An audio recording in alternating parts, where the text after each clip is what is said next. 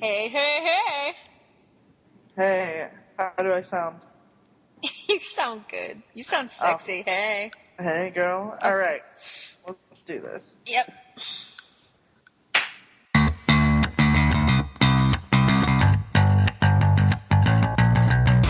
Hello and welcome to Saffic, because a girl kissed a girl and you wrote about it.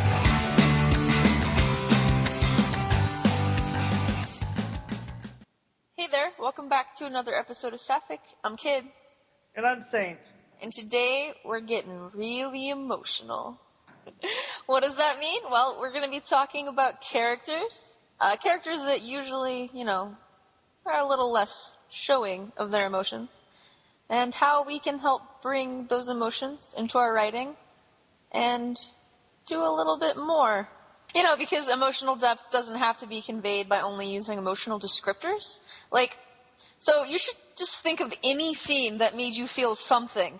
Any fleck of emotion. Was it, super obvious? Did it sound anything like this? Delphine held tightly on to Cosima, unwilling to let go because she was terrified that this time would be the last. Probably not. That's far too on the nose. Instead, the scene might be peppered with undertones of desperation throughout the actions and words. It could sound like that. I've read some bits. I mean, we've all read that. I mean, I think you've pulled that right off of a. I pulled that right off the top of my brain pan. Ah, it's good. Yeah. Anyway. Garbage. It's not good. It's garbage. It's like level 1 garbage.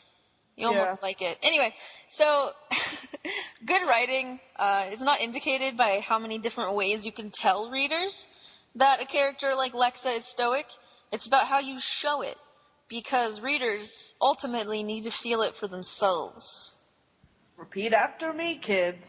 Show, don't tell. Show, don't tell. And today we're going to help you tell less and show more in your writing. Along the way, we're going to use some characters whose emotions are not necessarily worn on their sleeves. We're talking about Delphine, Lexa, Clark, Shaw, Beth, even Rachel. These characters, they hold their depth below the surface, and as such, it might be kind of hard to write them from time to time. Yeah, but I think that's kind of the fun in writing them, I think.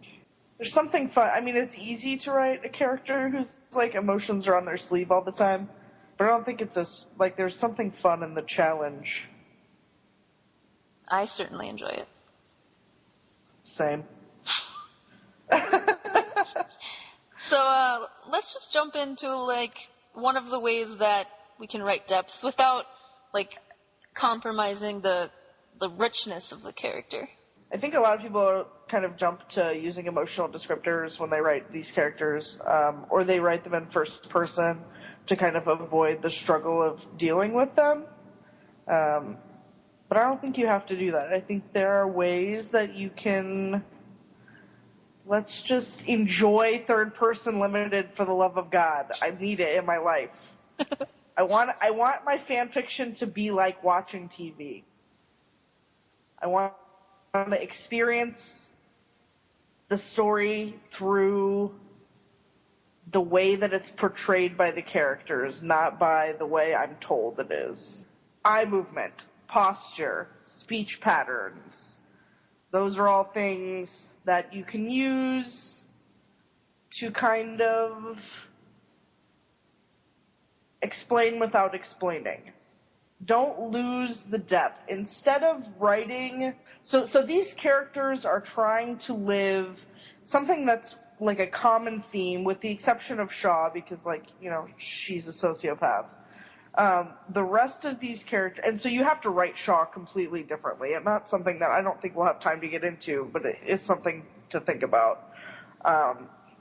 But the rest of the characters that we're kind of talking about are all characters where they're trying to run from an emotion. Whether that's suppressing because it's for the greater good, to protect the people you love. With Delphine or Lexa, you see that a bit with Beth, or because you can't deal with those emotions right now, like with Clark or with Beth or with Rachel, who really just doesn't have time for it. They're running from an emotion, and instead of the undertone that you want in the scenes that you're writing is that emotion. Instead of running from it, put them in it, make them sit in it, and that's what it's about. Yeah. Am I making sense? I mean, it makes total sense. Like, for me, I guess when I'm writing a scene and when I'm reading a scene, it's more about what is not being said overtly.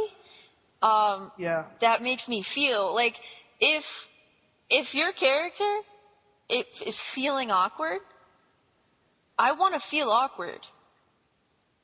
Like, yeah. if they really miss someone, I want to feel longing. If they wish they could kiss someone, but they can't, I want to feel that. Right. Like, no, exactly. Yeah. And it's, it can be kind of a puzzle. I don't think it's something that, for me, I can put it in so many words.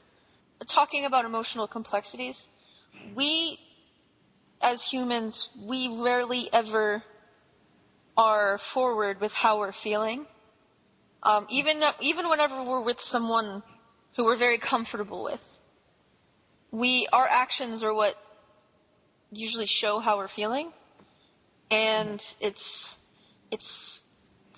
deep, it's complex, and these things are hard to write.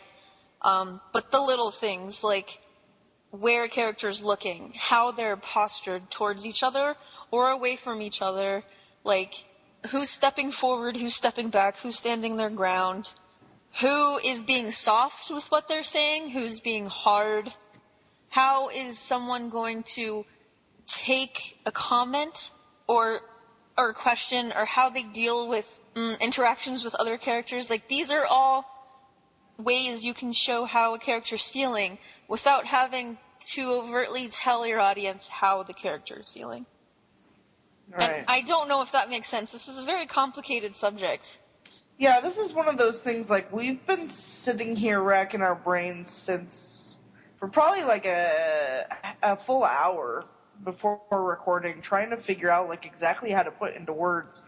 It's really, you know it when it happens. You know it when you're reading a scene and you're like, I am feeling this emotion. The one that strikes me particularly, you just said, when a character is feeling awkward, I want to feel awkward. That's the one that is the most obvious and easy to accomplish, I think. Yeah. I just wrote a scene where that happened. Did you feel awkward when you read that scene? I felt pretty awkward. It's about pauses in strange places. It's about who's going to say the next thing. It's about finding a way to make your audience feel that emotion. Right. I honestly, in the story that I'm currently writing, I have no sage advice. I don't know how to tell you to achieve an emotion. All I know is that whenever I'm writing, I pour the emotion that I want into the scene. It's very exhausting to write for me. No, exactly. Yeah, that's it. That's perfect. Yeah. So Sorry, I got excited.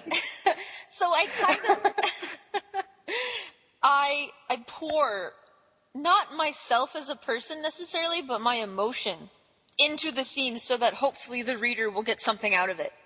Exactly. Yes.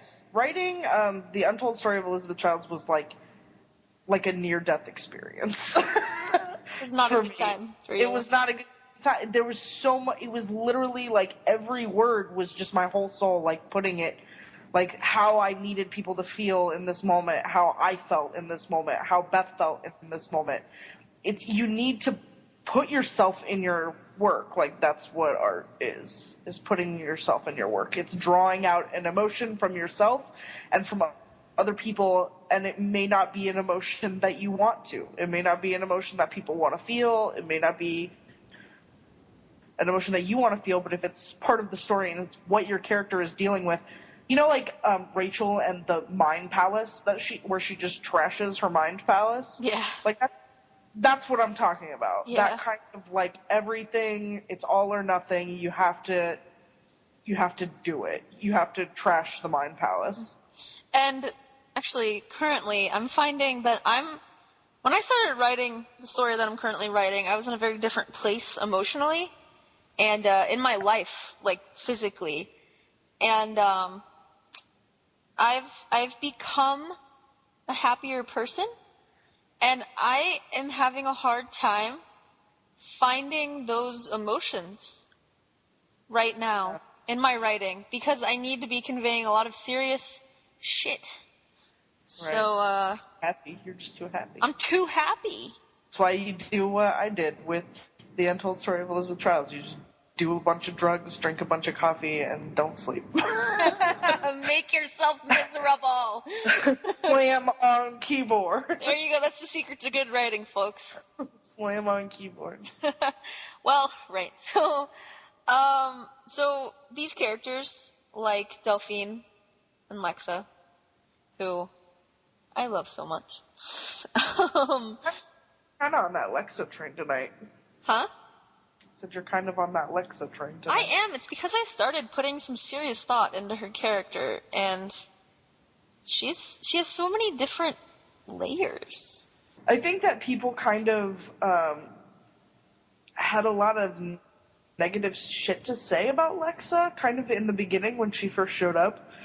Largely like that they just didn't like her character in the way that, you know, a lot of it I think was people were kind of questioning the acting, and people were kind of questioning like how heavy-handed her like drama face was.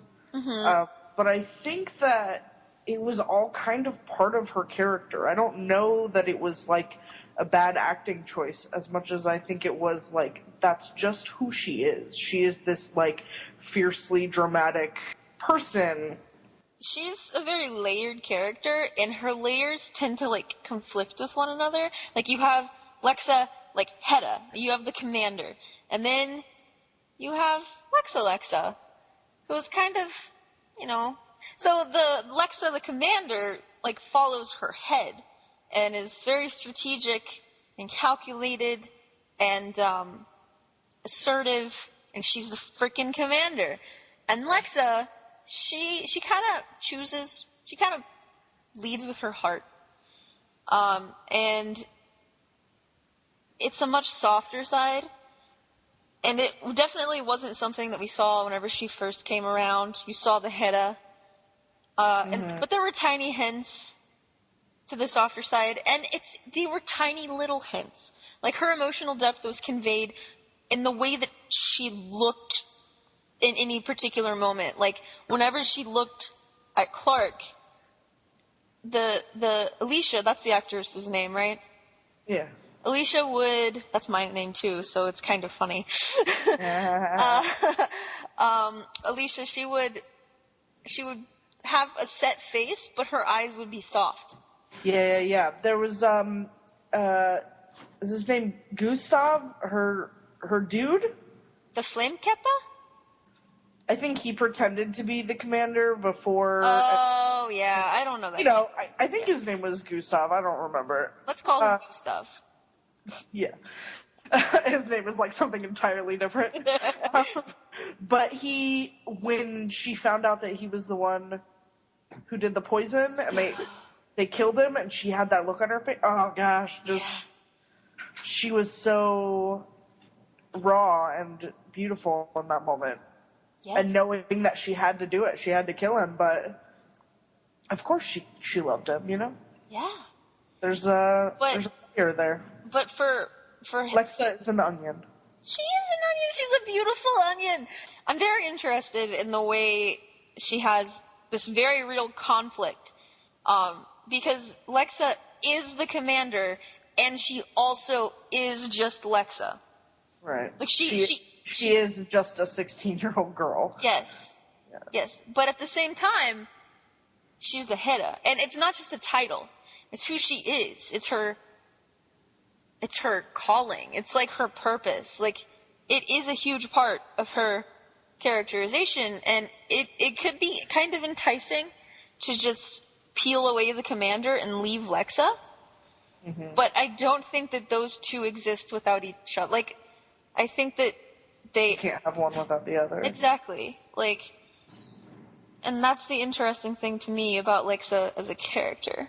I think that's sort of a theme that fits in with all of these characters. You can't have soft and loving Delphine without liar Delphine. Yeah, because it's like, if you write a character like that, like, for example, I'm talking about Xena just for a second, because I think this is a fantastic example.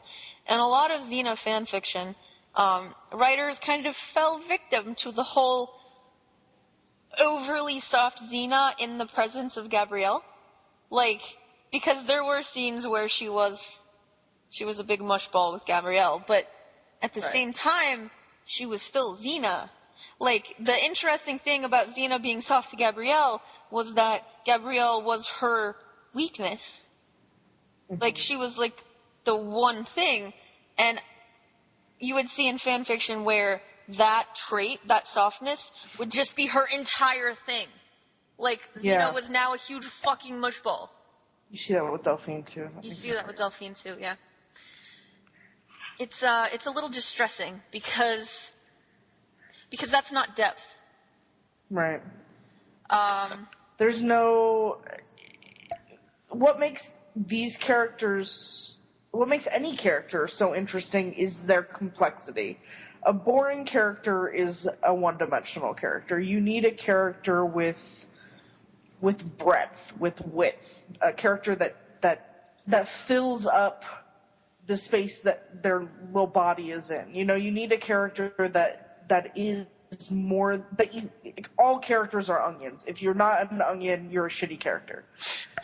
They're not characters, they're people, and people aren't fundamentally one thing. Mm-hmm. We all have motivations. Mm-hmm. We all have, there's good and bad in all of us. Simba. Yes. I mean, and there is definitely that part of Lexa that's like desperate for connection with Clark, and who like really wants to follow her heart completely with Clark, but at the same time, that's not completely who she is, and she can't be that person. Yeah. And I like that Clark sort of also fits this in that she's kind of like the flip side to Lexa's coin, right? Lexa is tough and strong and powerful with the longing for connection, whereas Clark is passionate and all of these like really kind of beautiful things with a need for the heavy-handedness. She has to protect her people, and she went from this carefree life to kind of being thrust into having to make these hard choices, whereas Lexa has grown up making these hard choices and is trying to find that. And they kind of merge together, and they kind of form this interesting whole. Right. That's why I think like a lot of people are like think that people, particularly people who don't ship them, have a lot to say, but I think that Clark needed Lexa when she had her. Like, I think that Lexa had a lot of lessons to teach Clark about being a leader. Yes. And I think that whether Clark and Bellamy or whatever is fucking endgame, it doesn't, like, she needed this. Yes. She needed to learn in order to lead her people. And Lexa gave that to her. Yeah, for sure. I mean, from the very beginning, Lexa was trying to teach Clark how to be more ruthless. I think that Lexa saw a part of herself in Clark, the whole, like I said earlier, leading with your heart thing. Mm-hmm. And that was something that Lexa learned was dangerous. And it's not advantageous to be the leader who's not strategic. You have to be Your strategic. people will die. Yes, your people will die. So sometimes you have to abandon your supposed allies at Mount Doom while you run away. Which was an interesting conflict, because she was leaving Clark screwed, but the commander knew that it was the right decision for her people, and ultimately that was what she had to do, even though I'm pretty certain Lexa was incredibly conflicted about that decision. Oh, well, of course. Yes. So it's not like a lot of, from what I gathered, whenever that occurred, a lot of people were like, oh, fuck Lexa, she showed her true colors, all salty and shit. But really, it made for very interesting complexity in her character. Right. Sometimes you have to make those decisions, and Clark needed to learn that, and I think maybe she learned the hard way, getting abandoned, but she certainly learned it. That's terrible. Yeah. And I have this kind of mini obsession with the idea of, like, a Clark or a Cosima or a Gabrielle being the weakness of their corresponding, Lexa, Delphine, Xena. Like, I'm totally into that. Like, I love the chink in the armor. I think it makes for compelling storytelling, both in plot and in interpersonal relations. Right. I like the idea that Lexa provides Clark with things and lessons and, like, bits of soul that she didn't have, and then vice versa. And, like, it's the same, especially with Xena and Gabrielle.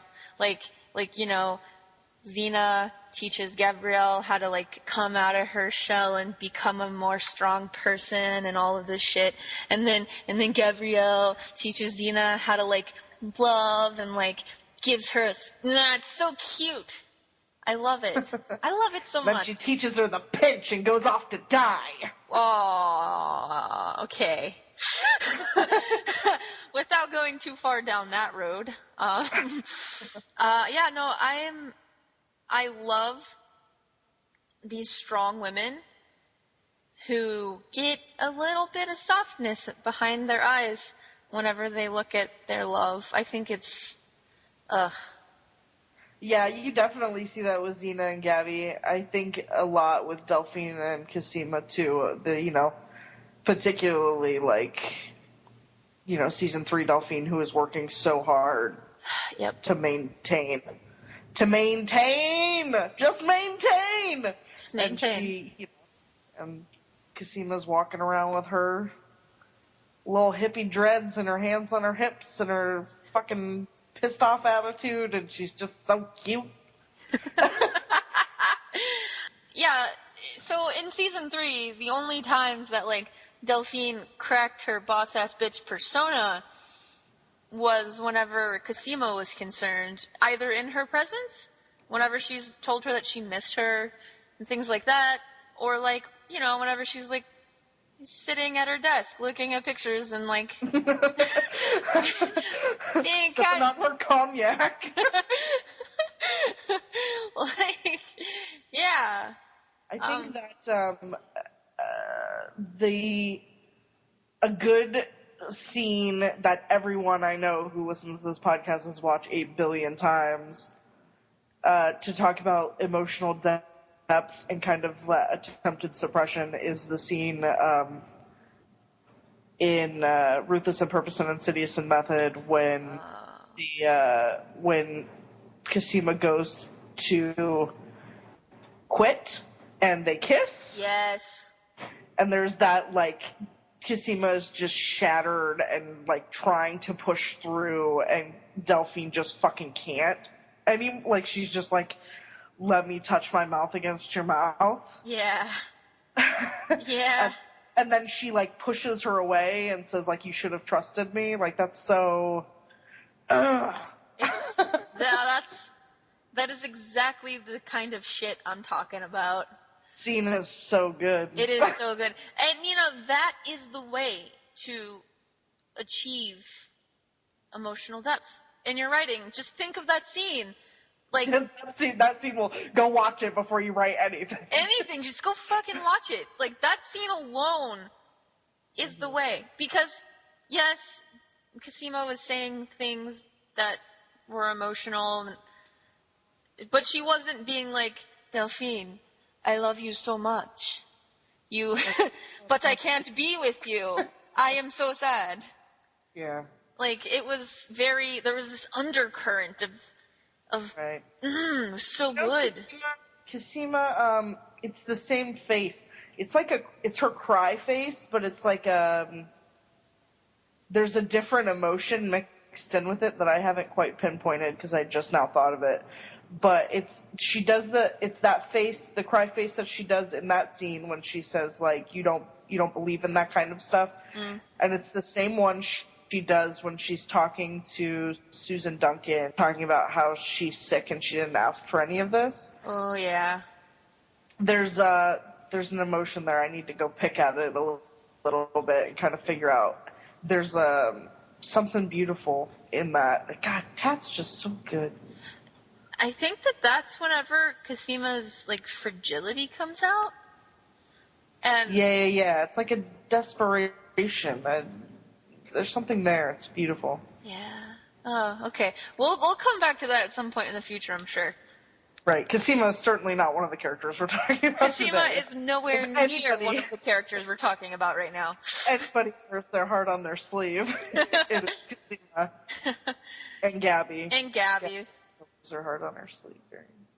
And at some point, I think we should talk about those characters who do hold their heart on their sleeve, and how that's a little too easy. It's a little easy to screw up those characters. I think so. I do think so. Well, I've seen it done enough times. Everybody fucks that shit up. But I think they're easier to write the characters like this, where the depth is more of an undertone than it is outspoken. Yeah. Can definitely see that. And some of this does go back to some like physicality. Like in our Google Doc, you talk some about speech patterns. Yeah, speech patterns. I'm talking about things like the force with which the words are coming out of their mouth, what words they're emphasizing. What word are you italicizing in this sentence? The gesticulation, the stuttering, the kind of passion with which they're speaking. Stuttering, I think, is a big one, and gesticulating, because those are things that they're feeling something and they want to say something, but they can't because they're subduing, they're, pushing it down. So they're forceful with their movements. They're struggling to find the right words. There are tense moments where characters are speaking are really good for displaying emotional states, I think. Yeah. To kind of show the frustration a character has at trying to contain themselves. That's always a really fun scene to write, I think. Yes. Patterns are good. Stuff like posture is good. Yes. Like, is Lexa's chin out? Like, are Delphine's arms crossed? Like I said earlier, like, how are they standing? Like, the setup and the posturing will say a lot more about the emotional state of your characters than emotional descriptors will. Right, just coming out and saying it. Yeah. A cock tip can say a lot. Is it playfulness? Is it exasperation? Like, yeah, a soft breath can say a lot, too. Yeah. Like, a hitched breath has a million different meanings. Oh, God, so good. And whenever I think about detail and breathing, I think about Delphine in that elevator with Ferdinand and Sarah when she was playing Rachel. Yes. And her breathing changes so slightly, and it says so much about, oh, God, go watch that scene. Yeah, all of these scenes, all of these Delphine Cosima scenes, and particularly like just Delphine scenes, can be found in that Project Cormier video we linked several episodes back. It's good shit. It's really good shit. Go watch it. So, yeah. Her eyes, like, travel from, like, the back of Sarah as Rachel's neck to Ferdinand, and he's, like, heavily breathing and looking at her, and she's like, this is it. Yeah, and she, like, works her jaw a little bit, and, like, she's, like, tense. Oh, it's great. Her lips, like, barely part, and her breath, oh, God, it's so good. Eye movement is good, too. Eye movement is another one. That's a huge indicator of emotion, right? Eye movement is one of those things, like, people don't think about. It's like, it's a subconscious thing. So, like, you can be trying to suppress your emotions all you want, and if you can manage to hold your body still enough to not be, you know, spilling all over the place, your eyes don't, right? Your eyes are, like, they've got a fucking mind of their own. It's not, you know, making eye contact is something that is reserved for, you know, kind of intense moments.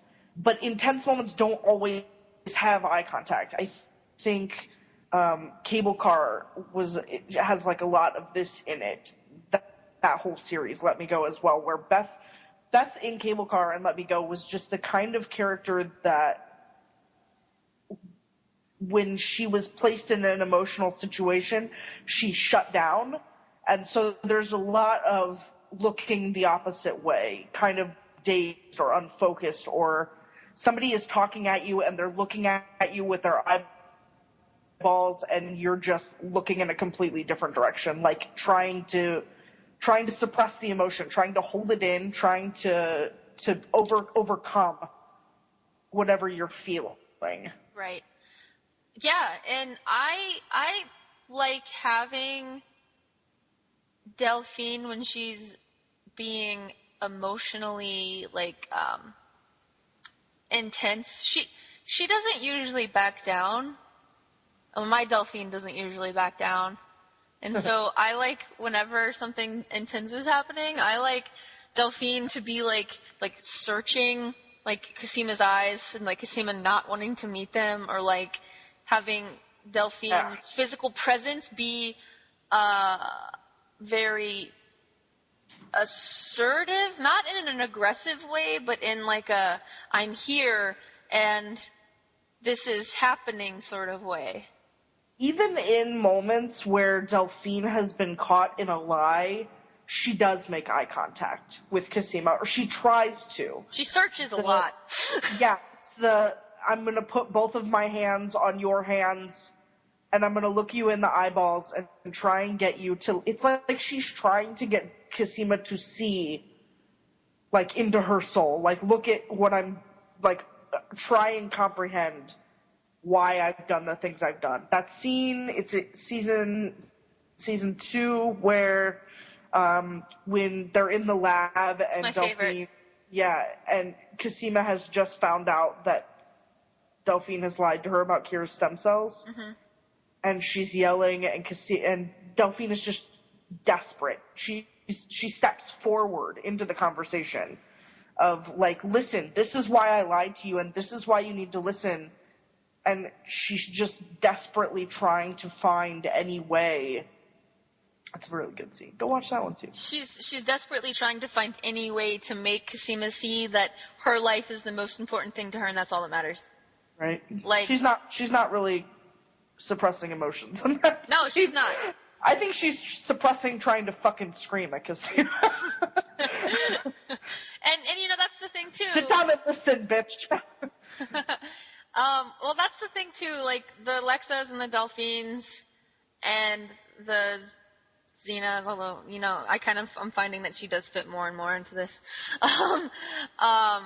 Earlier we had a conversation and I insisted that Xena did not fit into this, but I'm just going to include her.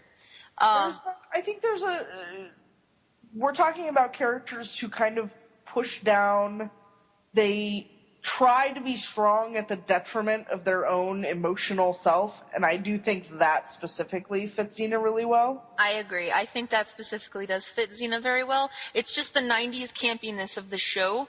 Xena in the show did show her emotions a lot. Right. Like the deep, that look where she, like, her eyebrows do that thing. Yeah.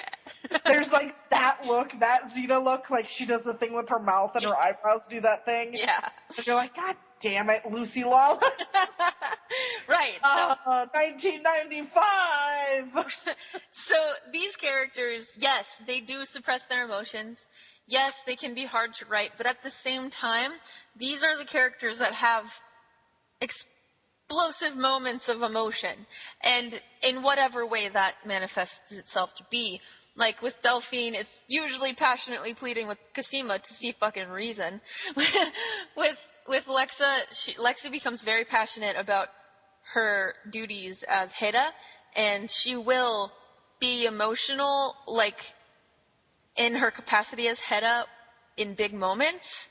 That's, you go from the subtlety of, like, the lip tremble in season 4, episode 1 in Fung's, when Art is kind of pressing her for information and she does that really, like, pushing down the tears, lip tremble, look the other direction. You go from, like, the subtlety of that to her, like, screaming in MK's face. Yes, exactly. There's, because these people are bottlers, right? They push it down, they bottle. Eventually the bottle is full. Yeah. And it just kind of breaks. Mm-hmm. And you get the explosive shoving people out of the way or storming off. You get that kind of can't take it anymore, need to release the pressure explosion. Mm-hmm. Trash the Mind Palace. Rachel. That's so good, too, that, like, Rachel is another one, like, just any scene with Rachel in it is this whole thing. This whole thing is just any scene with Rachel in it. And I think that you kind of have to focus on, like, am I losing... I think there's a fear of, like, your character won't be understood. And there have been times where I have felt that fear and I've given in and been like, at the end of the chapter I posted and been like, okay, and now go over on Tumblr where I explain what just happened. And you need to step away from that and kind of look at, like, and trust that people will understand. Right.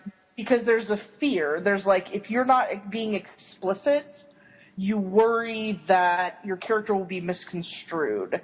And if they are, it's because you didn't do a good enough job. Exactly. I dealt with this where people in Cable Car blamed Sarah for a lot of stuff.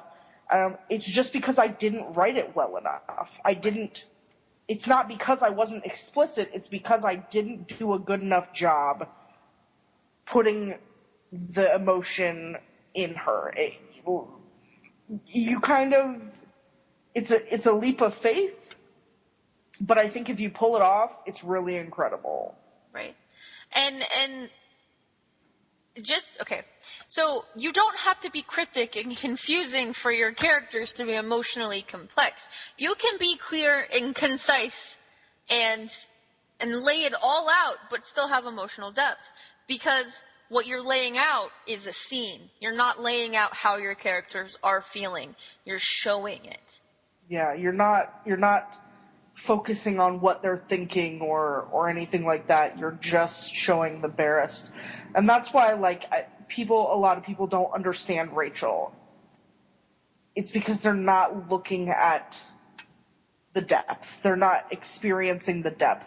And this is one of those things where half of it is you as a writer conveying well, and the other half is your readers. If they're not picking it up, like, you could do the best job on the planet, but if they're dumb, they're dumb.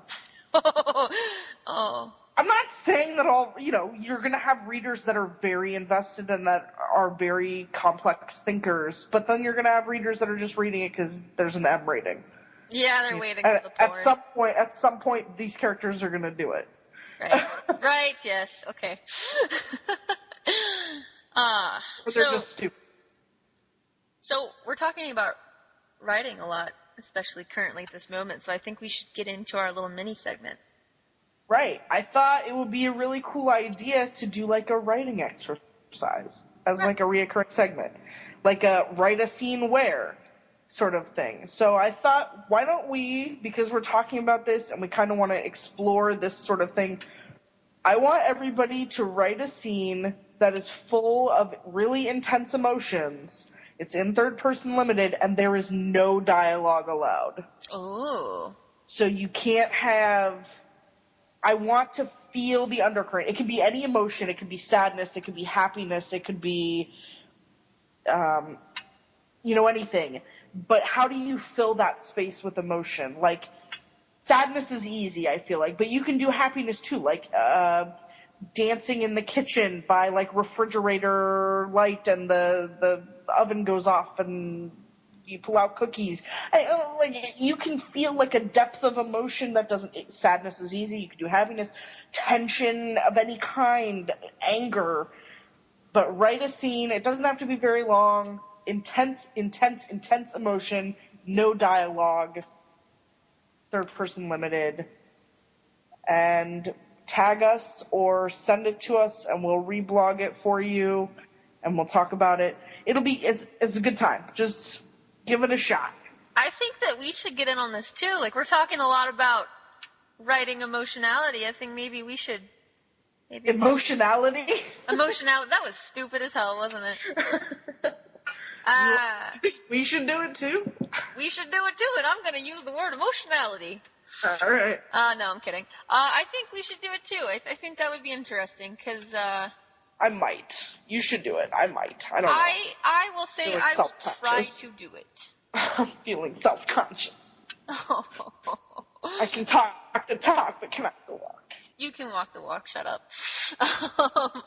I think I'm gonna try to do this. I think it'll be a good little writing exercise for me personally. All right. Oh, I was just about to say let's wrap this up, but I had a link for the Downbelows that we didn't even talk about. Downbelows, go. It's called 100 Words for Facial Expressions. I think it fits well with this particular episode. It is 100 words for facial expressions. It's kind of like the link that we shared last week. Yeah, was it 200 words other than said? Yeah. Where it's just kind of like a list of stuff. But I think that the fact that it's facial expressions kind of fits in really well with this, because we're not talking about a character saying, I am very sad.